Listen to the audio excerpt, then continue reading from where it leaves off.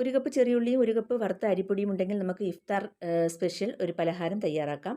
അതിനുവേണ്ടി ഒരു പാത്രത്തിലേക്ക് ഞാൻ 1 കപ്പ് വറുത്ത അരിപ്പൊടി ഇട്ട് കൊടുക്കുകയാണ്. നമ്മുടെ ഇടിയപ്പത്തിനൊക്കെ ഉപയോഗിക്കുന്ന പൊടിയാണേ. മാവെടുത്ത അതേ കപ്പിൽ തന്നെ നമുക്ക് 1 കപ്പ് ചെറിയുള്ളിയും കൂടി വൃത്തിയാക്കി എടുക്കണം. അത് നമുക്ക് ചെറുതായിട്ടൊന്ന് അരിഞ്ഞ് വട്ടത്തിന് അരിഞ്ഞെടുക്കണം. അപ്പോൾ അരിഞ്ഞെടുത്ത ഉള്ളി നമുക്ക് മാവിലേക്ക് ഇട്ട് കൊടുക്കാം. അതിനുശേഷം ഇതിലേക്ക് 1 കപ്പ് ചിരകിയ തേങ്ങ ഇട്ട് കൊടുക്കാം. 2 പച്ചമുളക് ചെറുതായിട്ട് അരിഞ്ഞത് അതിട്ട് കൊടുക്കാം. ഒരു പിഞ്ച് സോഡാപ്പൊടി ഇട്ട് കൊടുക്കാം. ഒരു 1/4 ടീസ്പൂൺ ഉപ്പിട്ട് കൊടുക്കാം. എന്നിട്ട് എല്ലാം കൂടി നന്നായിട്ട് മിക്സ് ചെയ്തെടുക്കാം. എന്നിട്ട് ഇതിലേക്ക് ആവശ്യാനുസരണം വെള്ളം ഒഴിച്ച് നമ്മുടെ ദോശമാവിനൊക്കെ കുഴയ്ക്കുന്നത് പോലെ ഒന്ന് ലൂസാക്കി എടുക്കണം.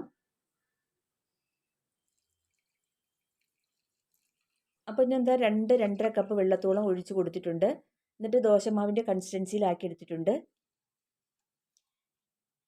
ഇനി നമ്മളിത് കൈ വെച്ച് കഴിഞ്ഞാൽ നന്നായിട്ട് വീണ്ടും ഒന്ന് ഞെരടി കൊടുക്കുക. ആ ഉള്ളിയുടെയൊക്കെ ഫ്ലേവർ നന്നായിട്ട് മാവിൽ ഇറങ്ങി വരണം. ഇതാണ് നമ്മുടെ മാവിൻ്റെ പരുവം കേട്ടോ.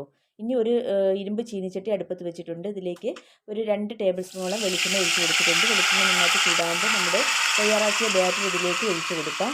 എന്നിട്ട് ലോ ഫ്ലെയിമിൽ വെച്ച് ഒരു 25 മിനിറ്റ് നമ്മൾ അടച്ച് വെച്ചൊന്ന് കുക്ക് ചെയ്യണം.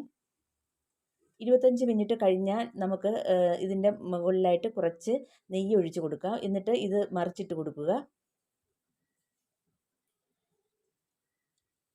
മറിച്ചിട്ട് കൊടുത്തതിന് ശേഷം പിന്നെ നമുക്ക് ഇത് വീണ്ടും അടച്ച് വെച്ചൊരു 10 മിനിറ്റ് ലോ ഫ്ലെയിമിൽ വേവിച്ചെടുക്കണം.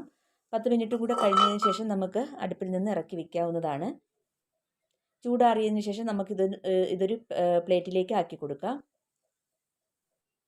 അപ്പോൾ അതാ നമ്മുടെ ഒറ്റയപ്പം ഇവിടെ റെഡി ആയിട്ടുണ്ട്. ഉള്ളി കൊണ്ട് തയ്യാറാക്കിയ ഒറ്റയപ്പം ഇവിടെ റെഡി ആയിട്ടുണ്ട്. ഇത് ഇഫ്താർ സ്പെഷ്യൽ പലഹാരമാണ് കേട്ടോ. വളരെ നല്ലതാണ്. എണ്ണയൊന്നും അധികം ചേരാത്തത് കൊണ്ട് നോമ്പുതുറയ്ക്ക് പറ്റിയ പലഹാരമാണ്. വളരെ ടേസ്റ്റിയുമാണ്. ഇത് നമുക്ക് അരിയുടെ സമം ഉള്ളി എടുത്തിരിക്കുന്നത് കൊണ്ട് ഉള്ളിയുടെ ഫ്ലേവറാണ് ഇതിന് മുന്നിട്ട് നിൽക്കുക കേട്ടോ. അപ്പോൾ എല്ലാവരും ഒന്ന് ട്രൈ ചെയ്യുക. വീഡിയോ ഇഷ്ടമായ ഒന്ന് ലൈക്ക് ചെയ്യാനും ഷെയർ ചെയ്യാനും കമൻറ്റ് ചെയ്യാനും സബ്സ്ക്രൈബ് ചെയ്തൊന്ന് സപ്പോർട്ട് ചെയ്യാനും മറന്നു പോകരുതേ.